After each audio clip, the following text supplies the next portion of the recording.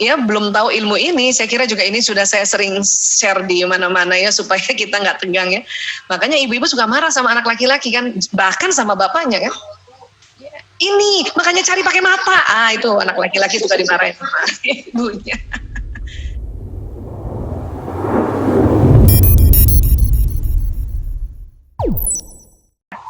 Jadi fitrah peran ibu dan ayah, ya. Jadi ibu tuh pelaksana harian pendidikan, ya. Tadi Bunda Wartini cerita kan, itu pelaksana harian pendidikan itu, benar-benar tuh dari hari ke hari, jam ke jam gitu ya. Terus ayah apa nih fitrahnya? Penanggung jawab visi pendidikan.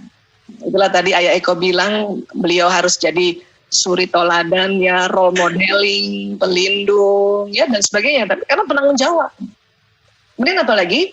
Ibu ini personal of love and sincerity, orang yang penuh kasih sayang dan ketulusan. Ya, bukan berarti ayah tidak ya, tapi memang ibu tuh benar-benar kelihatannya yang begitu gitu. Kalau ayah tadi man of vision and mission. Makanya tadi Ayah Eko memaparkan ya beliau tersirat dari visi misinya itu. Ya, luar biasa. Ayah tuh memang harusnya gitu. Kemudian ibu pemilik moralitas dan nurani, ya. Ayah pembangun sistem berpikir dengan tantangan dan bermain. Tadi kita lihat Ayah Eko sudah melakukan ini kan, ya. Padahal kita nggak janjian ya Ayah Eko ya. Iya nggak janjian. Iya. Jadi Ayah ini memang selalu berpikirnya tuh tantangan dan bermain, ya. Kenapa? Karena bapak-bapak ini kan laki-laki ya, dan di dalam otak laki-laki itu ada otak bermain memang, ya. Jadi kadang-kadang kalau saya nih, suami saya, kan saya punya anak 5 nih, ya. Tadi Bunda Wartini 3, Ayah Eko 3, saya 5 ya. Pak Agus berapa Pak Agus? 1 Bu. Oh, tambah lagi Pak. So istri, ya, Bu, 1. Istri saya lagi dengar, tolong dong. Iya, baik. Ya, dari Pak Agus Kurniawan, tambah lagi ya. 1 dengan 5 lebih stres 1 loh. Iya. Iya, 1 kalau nggak pulang cepet kan panik ya, nggak ada anak lagi kan. Saya 5, 1 belum pulang, masih ada 4. Jadi, baik. Ya baik, kembali di sini ya.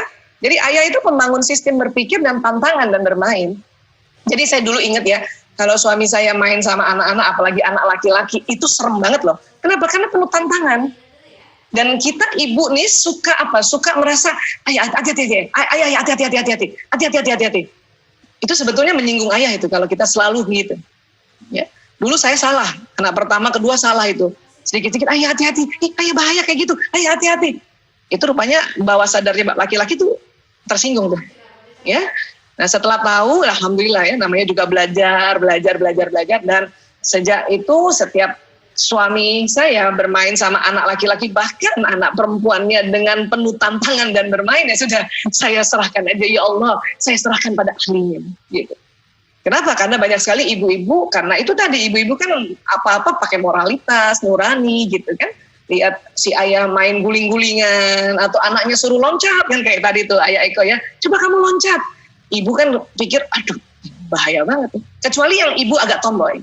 Ya, kalau ibu agak tomboy malah dia tambah senang tuh. Iya, loncat nak kan. Tapi ibu tomboy itu paling 15% populasinya. Selebihnya ibu yang betul-betul ibu yang seorang perempuan, ya, yang benar-benar yang maunya mainnya halus, teratur, ya. Nah, ini kita harus tahu perbedaan ini. Kemudian ini tadi, ibu supplier feminitas, ayah supplier maskulinitas. Apalagi kalau anak laki. Kalau anak laki, kalau ayahnya ajarkan sedikit tegas, ya agak keras, itu biarin aja. Karena laki-laki itu memang di otak mereka ada hormon testosteron, yang sifat dari testosteron ini agresif memang. Ya, nggak apa-apa, biar aja. Mereka ya mendapatkan maskulinitas dari ayah.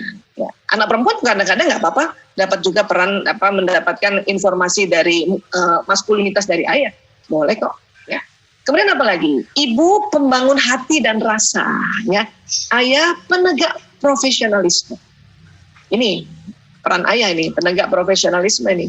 Makanya senantiasa ayah yang selalu ya tanyain anak-anak kan, dan nanyanya tuh agak tegas kan. Udah kerjaan PR belum? Misalnya gitu kan, ya. Gimana tadi ujiannya? Karena penegak profesionalisme. Kalau ibu kan ngomongnya pasti baik. Gimana nak tadi kan gitu, ya. Kemudian apa lagi? Ibu berbasis pengorbanan. Jadi ibu selalu merasa saya harus kayak gini karena inilah tugas saya, inilah pengorbanan saya sebagai seorang ibu. Nah, ibu-ibu sering kayak gitu tuh ya. Terus ayah bagaimana ayah? Nah, ini kita lihat ya. Ayah konsultan pendidikan, jadi dia harus ya tough love, penuh cinta yang teguh. Nah, itu sang ayah. Ya. Kemudian ibu sang pembasuh luka, ayah the person of tega. Ya, itu harus tahu kita ibu-ibu tuh, benar nggak? Karena ayahnya, karena banyak banget ibu-ibu ngeluh, bilang sama saya, Ibu Aisyah kita nih udah bisa lembut, tapi ayahnya itu loh tega banget. Saya bilang memang itu Bu, tugas ayah, peran ayah, the person of tega itu, ya nggak apa-apa. Nah, mudah-mudahan dengan kita tahu fitrah peran kayak gini, itu kita jadinya ya saling menghormati peran. Ya. Tentu ayah bunda yang merasa oh saya single parent itu tentu berbeda. Ya ada perbedaan sedikit, berarti yang single parent ini dua peran ini dijalankan.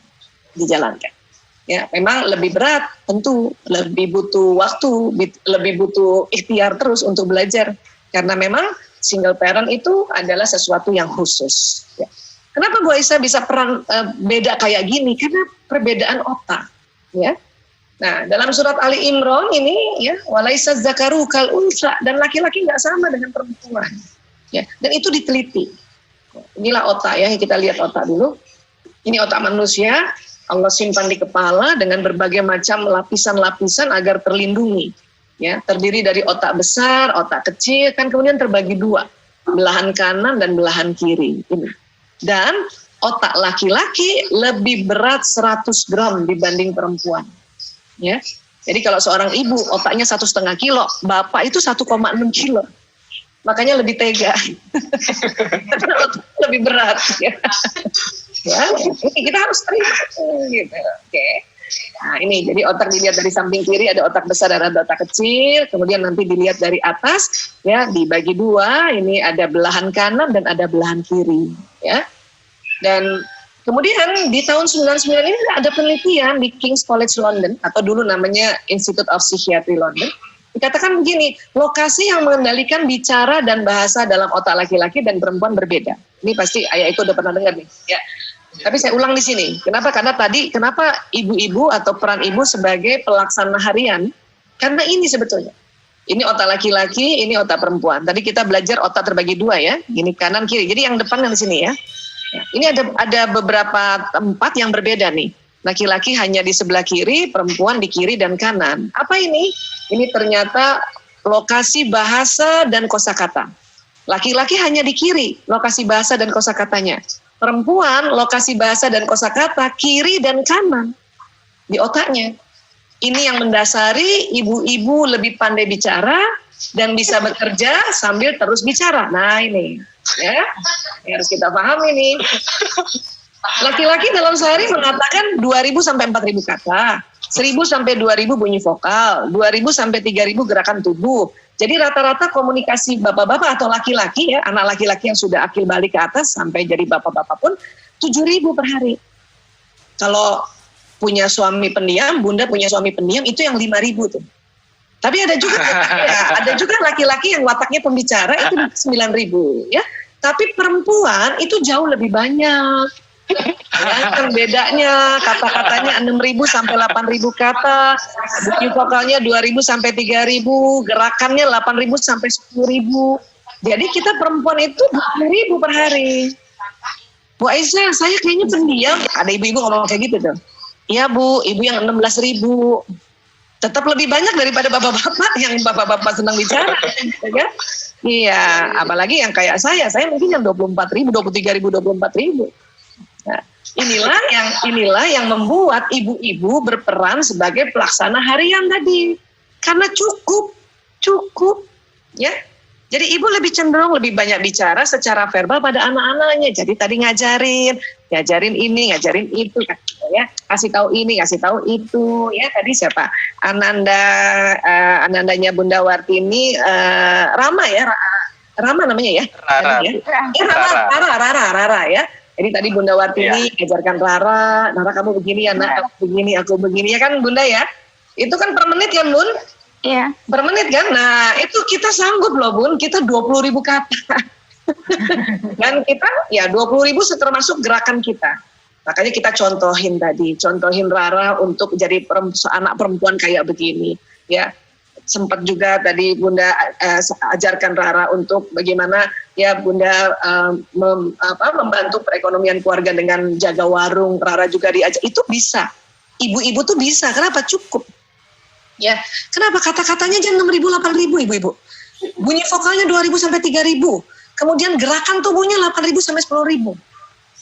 Nah kalau BDR ini kita sedang pandemi dan online dan semuanya ibu-ibu yang membantu Ananda belajar itu insya Allah cukup banget, pakai banget Bu. Ya, jadi kalau kita nggak paham tentang kelebihan anugerah perempuan ini, kadang-kadang ibu-ibu sebelum apa-apa udah nolak. Kenapa sih nggak di sekolah aja gitu kan? Padahal kita ini cukup. Ya ngajarin anak, kemudian mengarahkan anak, bahkan membantu anak dengan gerakan kita aja cukup banget. Kan sekarang ibu-ibu anaknya nggak banyak kan? Ya, zaman dulu saja orang tua kita, nenek kita itu anaknya 10 minimal. Ya paling minimal banget 7 ya. Sekarang 7 kayaknya banyak banget ya. Saya aja anak 5, orang kalau tanya, Bu Aisyah anaknya berapa? 5. Mereka bilang, ya Allah hari gini 5. Iya. ya. Zaman dulu 5 tuh sedikit banget itu zaman dulu. Mereka zaman dulu ibu-ibu punya anak 15 kan? Kerjain sendiri, nyuci sendiri, nyetrika sendiri, masak sendiri. Ya kan? Ngurus anaknya sendiri. Sekolah zaman dulu juga nggak full day kan? Cuma jam berapa jam aja, cuma berangkat masuk jam 8, pulang jam 12, selebihnya kan di rumah tuh. Dan itu cukup, bayangkan. Ya. Sekarang alhamdulillah anak nggak terlalu banyak, ya cucian juga sudah dibantu pakai mesin kan gitu ya. Setrika juga lebih mudah, bahkan ada yang juga bantuin mungkin kita khadimat kita di rumah gitu kan. Dan cukup. Bu Aisyah saya kerja di kantor, cukup, insya Allah. Ya. Nah yang penting sadari ini. Nah, bapak-bapak, memang ayah cenderung lebih sedikit bicara, berkata singkat dan langsung pada intinya, to the point.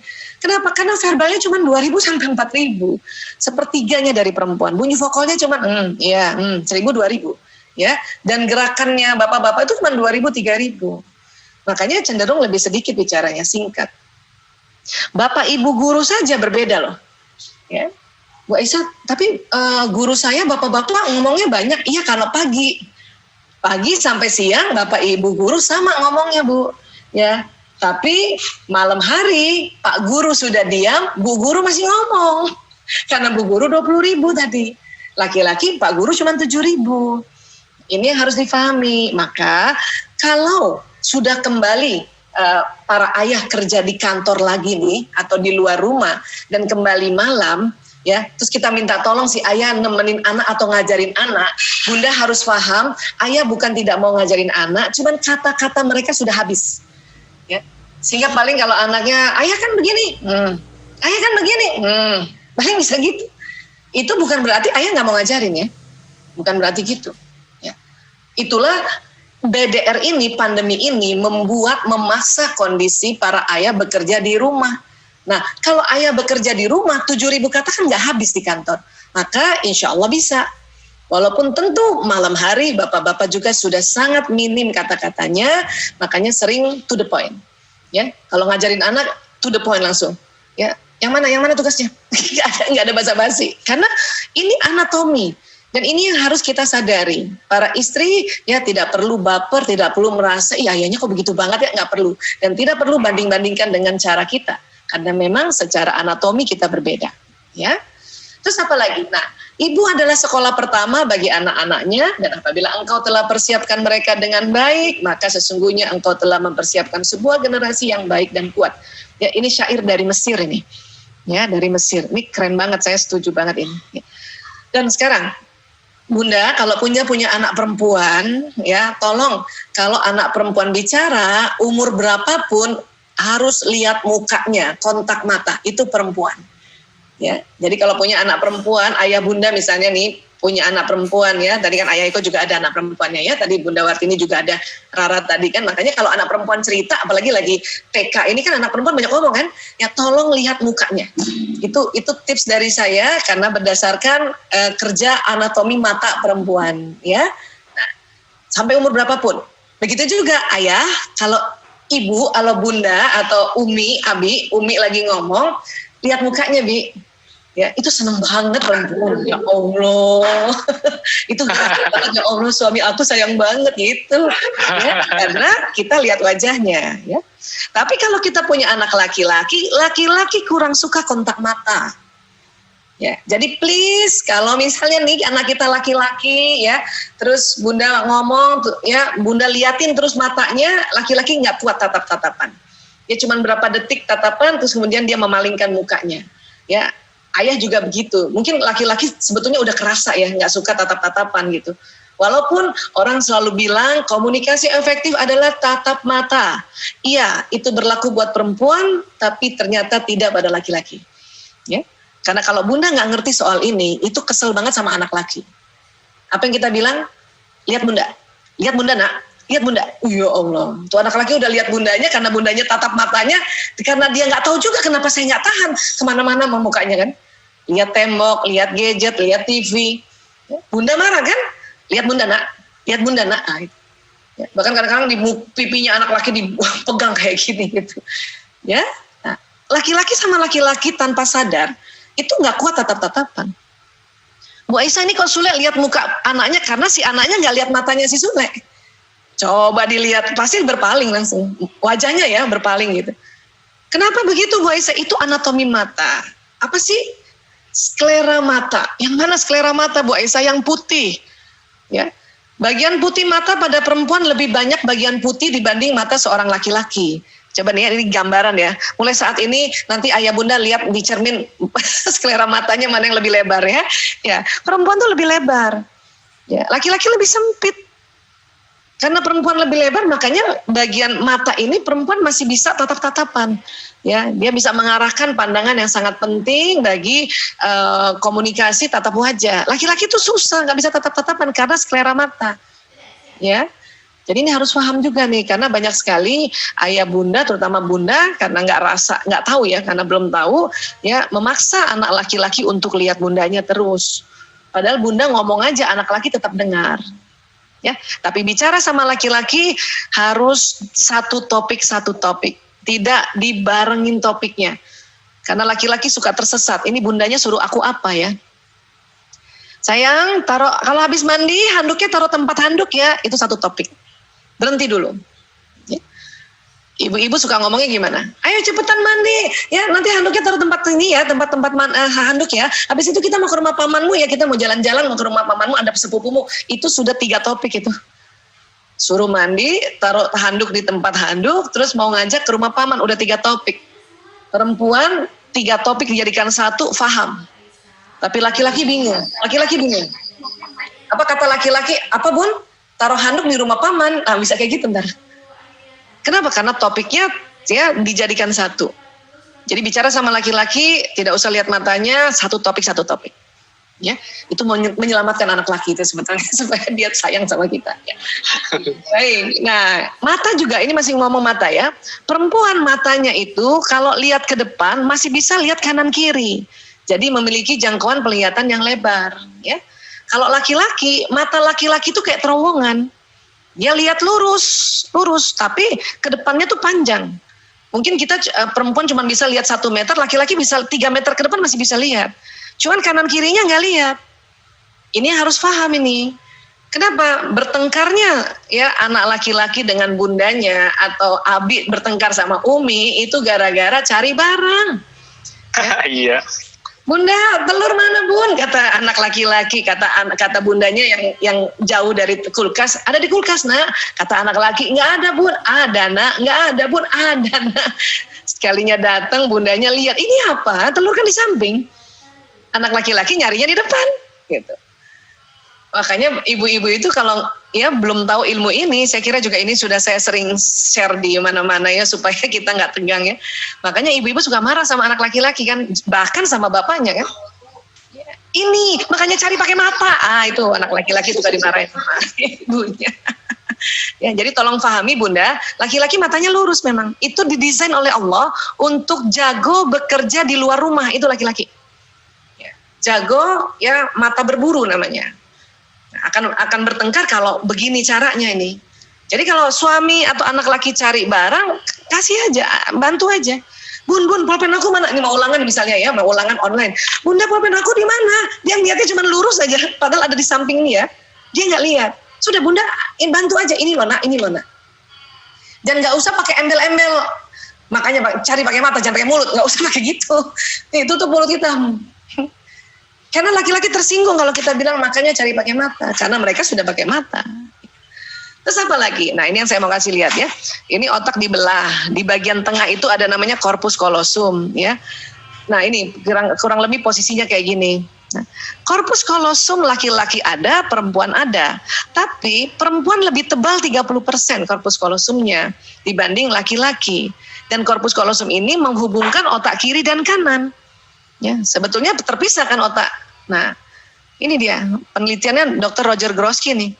Ya, katanya perempuan tuh lebih tebal 30%. Karena lebih tebal maka perempuan mampu mengerjakan berbagai pekerjaan yang tidak saling berhubungan dalam satu waktu. Makanya Bunda bisa nih, di dalam pandemi suruh kerja dari rumah masih bisa suapin anak, dampingin anak masih bisa banget. Orang di luar negeri karena udah paham duluan, makanya mereka dengan senang hati, ya gendong anaknya, mungkin sambil kasih makan, masih rapat juga secara online. Ya.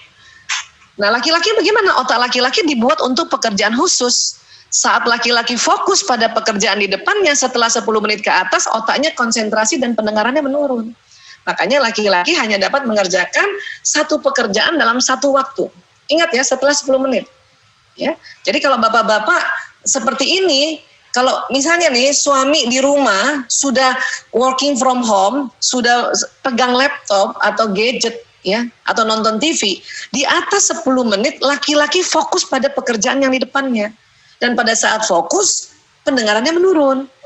Ini yang Bunda harus paham. Supaya Bunda kalau manggil suami yang sedang begini, 1 kali nggak dengar, 2 kali, baru 3 kali nengok, itu bukan karena suami atau anak laki-laki ya mengacuhkan kita, bukan. Memang mereka otaknya sedang konsentrasi. Laki-laki itu benar-benar, kenapa Allah buat otaknya begitu? Supaya pekerjaannya selesai. Kita perempuan kadang memang bisa mengerjakan banyak hal, cuman kadang nggak selesai. Ya, laki-laki ini selesai. Dan kalau mau ajak suami atau anak laki-laki makan, itu nggak boleh sambil lalu doang. Suami udah setengah jam begini nih, ya, kemudian istri dari belakang, Abi makan Bi, cuman sambil lalu gitu. Terus istri nunggu di meja makan, itu 2 jam baru datang. Ya. Dan nanti suami bingung, kok kamu nggak bilang sih kalau udah makan udah siap? Kata istrinya, tadi udah aku ngomong, mana nggak dengar. Dan memang nggak dengar. Makanya colek, kasih tahu, Abi, ya, ayo kita makan udah siap. Nah itu baru laki-laki ngerti itu, ya. Pada saat BDR, ibu titip bapaknya nemenin anaknya kayak gini, bisa kalau bapaknya belum fokus lagi ke laptopnya. Ini masih bisa nih. Apalagi anaknya agak ke depan ya, bapaknya akan noleh kan. Kalau bapaknya ke sini udah nggak lihat lagi tuh kanan kirinya. Tapi kalau si bapak sudah fokus di laptop 10 menit ke atas, kemudian anak bilang, ayah, 3 kali tuh. Ya. Itu bukan berarti si bapak nggak peduli. Memang dia sedang konsentrasi sama working from home-nya udah di atas 10 menit. Ibu kadang-kadang kesel kalau nggak ngerti ilmu ini, karena saya juga dulu begitu. Ya, lihat suami, anaknya manggil, dari jauh saya bilang, tuh kan, bapaknya nggak peduli kan, tuh kan. Nah, ya. Nah, itu padahal bukan si bapak nggak peduli, memang sedang konsentrasi. Apalagi di atas 10 menit. Kalau belum 10 menit, dia anaknya panggil masih, apa nak? Ingat ya, di atas 10 menit. Kalau begini masih bisa, bapak-bapak nemenin anaknya gini, bisa. Ya, kenapa? Karena si anak ini kan udah mandiri nih, udah nggak perlu fokus bapaknya fokus ke sini, bapaknya fokus ke sini. 10 menit masih bisa lihat anaknya, di atas 10 menit bapak-bapak udah fokus di buku ini masih bisa. Ya. Nah kalau bapak-bapak disuruh kayak gini, saat beralih dari tugas satu ke tugas berikutnya, otak pria tampak menggunakan energi lebih banyak daripada otak wanita. Jumlah sel yang diaktifkan juga lebih banyak pada otak pria kalau kayak gini.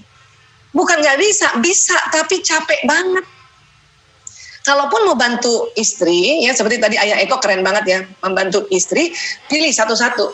Apakah jagain anak dulu atau nyetrika dulu gitu. Kalau udah kayak gini, bukan tidak bisa, bisa tapi capek banget. Para bunda, kalau ada ayah atau suami sudah bantu kayak gini dan beliau capek banget, istirahat banget, sudah jangan disuruh-suruh lagi, tolong please. Ya, saya bukannya bela bapak-bapak, tapi ilmu pengetahuan ya riset dari ilmuwan dari sunnatullah yang Allah buat desain otaknya laki-laki dan perempuan itu harus saya sampaikan agar apa? Agar bapak-bapak juga senang sampai di rumah, senang ngebantuin dan tidak terasa ya ini siksaan lagi ya, gitu, ya. Kalau perempuan begini gayanya nih sambil motong-motong nelpon, ini anak nyusuin loh, ini masih ketawa kita. Kenapa? Karena otak kita korpus kolosumnya tebal. Dan gak cuma 10 menit, ini setengah jam, 2 jam ini masih begini bisa. Ya. Sambil kayak gini bisa. Ibu-ibu webinar kan saat ini kan bisa aja nih sambil nyetrika, sambil masak, itu enaknya seminar online. Ya. Bapak-bapak, kita bisa titip anak begini, cuman kalau setiap hari begini, itu capek banget. Capek banget. Ya. Ini saya harus kasih tahu. Kenapa? Karena itu yang kadang-kadang laki-laki marah banget. Ya. Kenapa capek kayak gini? Kalau kayak gini, bantuin kayak gini bisa nggak Bu Aisyah? Bisa. Karena cuma satu pekerjaan. Ya, satu-satu jadinya. Bantuin satu-satu kayak gini bisa. Bahkan dalam hadis Rasulullah SAW dari Aisyah radhiyallahu an, Rasulullah SAW biasa membantu pekerjaan keluarganya di rumah dan jika telah tiba waktu sholat, beliau berdiri dan segera menuju sholat. Tapi tentunya ya kalau baca sirah Nabi satu-satu Rasulullah.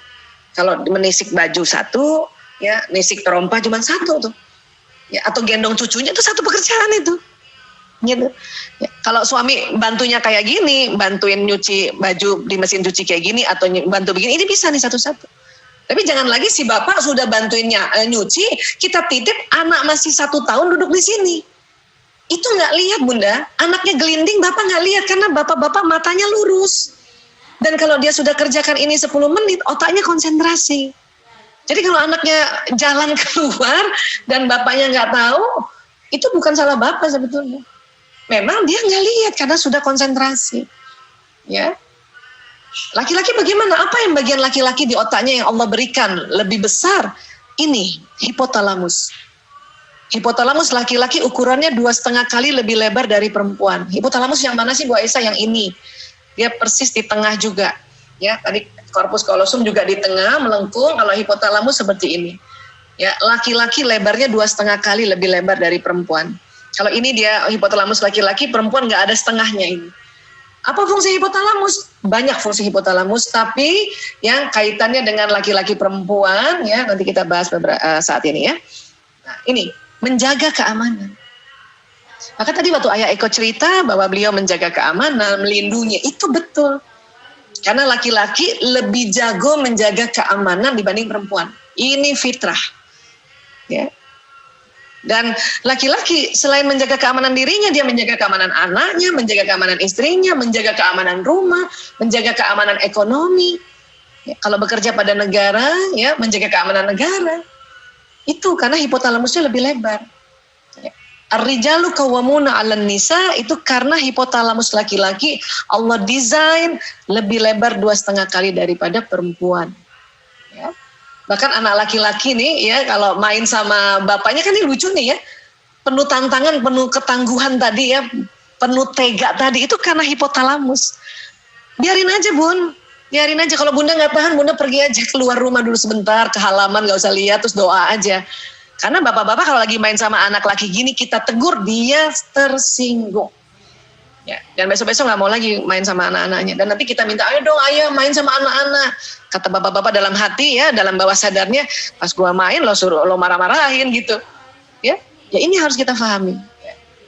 Nah kemudian kalau kita titip anak umur segini sama bapaknya, bisa nggak Bu Aisyah? Bisa. Asal bapaknya fokus ke sini. Tidak lagi buka HP-nya, buka gadgetnya gitu. Dan ingat kalau mau titip ananda kita untuk sementara waktu, apalagi masih kecil kayak gini, harus bilang sama suami berapa menit mau titipnya.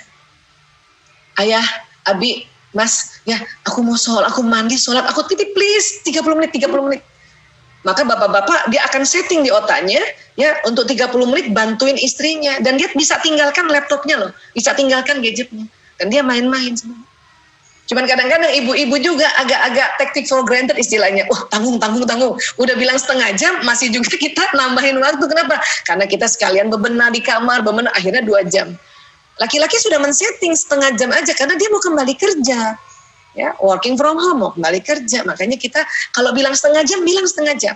Kalau emang mau 1 jam, bilang 1 jam. Supaya bapak-bapak men-setting otaknya untuk ya memprepare itu. Ya, antara setengah jam atau 1 jam. Ketangguhan ayah bertujuan membantu anak-anak bersiap menghadapi kehidupan yang nyata. Ya, tadi Ayah Eko sudah betul, ya. Tadi ya Bunda Wartini juga sudah betul sebagai peran sebagai ibu tadi, pelaksana harian yang detail dan teratur dan sebagainya ya. Nah, ingat otak laki-laki juga otak bermain. Ya, dan ini yang disenangi anak laki-laki, bapaknya ikut main walaupun nggak lama, paling 1 jam, itu seneng banget. Ya. Nah, kalau ibu ajak main adalah permainan keteraturan dan detail. Teratur, ya maunya gini, hak lembut, ya itulah ibu. Ya. Gaya mendampingi anak belajar, ayah cenderung meminta anak-anak untuk bisa memecahkan soal-soal pelajaran dengan mandiri dan sering dianggap sosok yang tega. Itu karena apa? Hipotalamusnya yang lebar.